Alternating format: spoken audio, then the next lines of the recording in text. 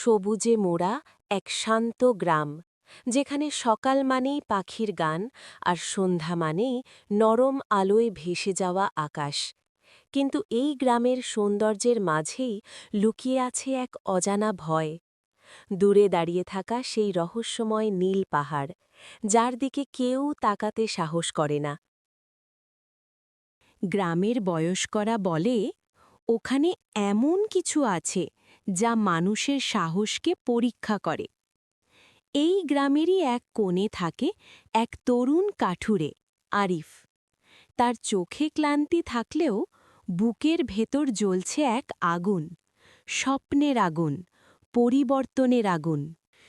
এই পাহাড়টা সবাই কেন ভয় পায়? ভয়ের পেছনে কিছু না কিছু তো থাকেই। হয়তো এই পাহাড়টাই আমার জীবনের পথ বদলাবে। হয়তো এখানেই লুকিয়ে আছে আমার ভাগ্য। একটি ভাঙা ঘর, যেখানে বাতাস ঢোকে কিন্তু স্বপ্ন বের হতে চায় না। আরিফ তার ছোট বোনকে নিয়ে বেঁচে আছে। প্রতিদিন লড়াই, প্রতিদিন কষ্ট। ভাইয়া, আজকে আমরা পেট ভরে খেতে পারব? আমি খুব ক্ষুধার্ত, কিন্তু তুমি না খেলে আমি খাব না। তুই চিন্তা করিস না, আমি আছি। আমি সব ঠিক করে দেব। একদিন আমাদের এই কষ্টের দিন শেষ হবে।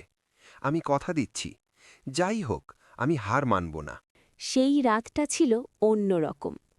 চাঁদের আলো জানালা দিয়ে ঢুকছিল। আরিফ ঘুমাতে পারছিল না। তার মাথায় শুধু একটাই চিন্তা, কিছু একটা করতেই হবে। হঠাৎ সে উঠে দাঁড়াল, তার চোখে দৃঢ়তা। ভয় আমাকে থামাতে পারবে না। আমি যদি আজ সাহস না করি, তাহলে সারা জীবন আফসোস করব। কাল ভোরেই আমি সেই নীল পাহাড়ে যাব। যা হবে দেখা যাবে। ভোরের কুয়াশা ভেদ করে আরিফ হাঁটছে। প্রতিটি পদক্ষেপে ভয় তাকে থামাতে চায়, কিন্তু তার সাহস তাকে সামনে ঠেলে দেয়। জঙ্গলের ভিতর ঢুকতেই চারপাশ অদ্ভুত নীরব হয়ে গেল। না কোনো পাখির ডাক, না কোনো বাতাসের শব্দ। এটা কেমন জায়গা? এত চুপচাপ কেন? যেন সময়ও এখানে থেমে গেছে। হঠাৎ এক ঠান্ডা বাতাস বয়ে গেল। আরিফ থেমে গেল। তার সামনে ধীরে ধীরে একটি ছায়া তৈরি হল। মানুষ, কেন এসেছ এখানে? তুমি কি জানো এই পথের শেষ কি? আমি জানি না সামনে কি আছে, কিন্তু আমি জানি আমি আর পিছিয়ে যেতে পারব না। আমি আমার ভাগ্য খুঁজতে এসেছি। যদি ভয় পাই, তাহলে আমি কিছুই পাব না। ছায়াটি কিছুক্ষণ নীরব থাকল। তারপর চারপাশ অন্ধকার হয়ে গেল। তাহলে প্রমাণ করো, তুমি কি সত্যিই সাহসী? তোমার সামনে আছে দুটি পরীক্ষা, ভয় আর লোভ। যদি তুমি এই দুটোকে জয় করতে পারো, তাহলেই তুমি তোমার পথ খুঁজে পাবে। চারপাশে ভয়ঙ্কর শব্দ, ছায়া নড়ছে, চোখ জ্বলছে অন্ধকারে।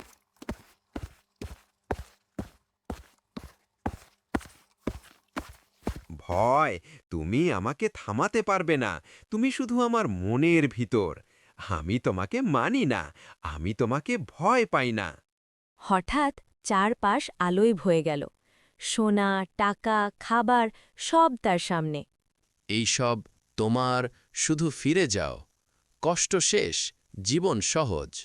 না, আমি শুধু নিজের জন্য বাঁচতে চাই না। আমি চাই আমার পরিবার, আমার গ্রাম সবাই ভালো থাকুক। এই লোভ আমাকে থামাতে পারবে না। কিছুক্ষণ আগেও যেখানে ছিল এক অদ্ভুত নীরবতা আর অজানা ভয়, সেই জায়গাটা এখন ধীরে ধীরে বদলাতে শুরু করল। চারপাশের বাতাস হয়ে উঠল নরম আর শান্ত। গাছের পাতাগুলো হালকা করে দুলতে লাগল, যেন পুরো জঙ্গলটাই স্বস্তির নিঃশ্বাস ফেলছে। আরিফ দাঁড়িয়ে আছে।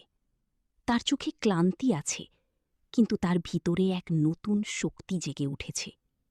সে বুঝতে পারছে সে কিছু একটা জয় করেছে, কিন্তু ঠিক কি সেটা এখনো পুরোপুরি বুঝে উঠতে পারেনি। হঠাৎ তার সামনে থাকা সেই রহস্যময় ছায়াটি ধীরে ধীরে বদলাতে শুরু করল। আগের মতো অন্ধকার আর ভীতিকর না। তুমি সফল, কারণ তুমি নিজের ভয়কে জয় করেছ, লোভকে প্রত্যাখ্যান করেছ, আর একাকিত্বকে গ্রহণ করেছ। পাহাড়ের বুক ফেটে বের হল এক ঝর্ণা। যার পানি ঝলমল করছে। এই পানি শুধু পানি নয়, এটা জীবনের শক্তি।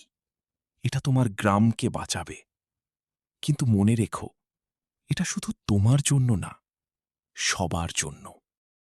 আরিফ ফিরে এলো, তার হাতে আশা, তার চোখে আলো। গ্রাম ধীরে ধীরে সবুজ হয়ে উঠল। মানুষের মুখে ফিরে এলো হাসি। ভাইয়া, তুমি শুধু আমাদের না, পুরো গ্রামকে বাঁচিয়েছ।